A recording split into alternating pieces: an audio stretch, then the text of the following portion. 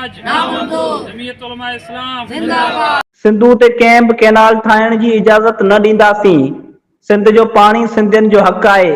सिंध में बदनामी ऐं हथ सां थींदड़ धाड़ा फुरूं सिंध ख़िलाफ़ साज़िश आहे जेका कंहिं बि हालत में बर्दाश्त कोन कबी। अहिड़नि ख़्यालनि जो इज़हार जमीयत उलमा इस्लाम थरपारकर जे अमीर मौलाना अज़ीज़ुल्लाह साद सूबाई हुकाम तहत थींदड़ रैली खे ख़िताब कंदे कयो। रैली जेका बिलाल मस्जिद खां प्रेस क्लब मिठी ताईं कढी वई, बैदि में बिलाल मस्जिद मिठी में इजलास थी गुज़रियो, जंहिं में फ़ैसिला कया विया त रमज़ान शरीफ़ जे महीने में अघनि ते कंट्रोल कयो वञे।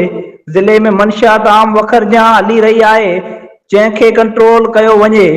अगरि इंतिज़ामिया तहरीक न वरितो त एहतिजाज जो दाइरो वधायो वेंदो। इजलास में मौलवी एहसान बजीर, मौलाना मोहम्मद असलम साद, मौलाना अब्दुल अज़ीज़ नोरी, हाफ़िज़ अब्दुल कलीम बजीर ऐं ॿियनि पिणु ख़िताब कयो। वधीक ख़बरनि ऐं अपडेट लाइ ॾिसंदा रहंदा थर जो ऐलान मिठी तरपारकर।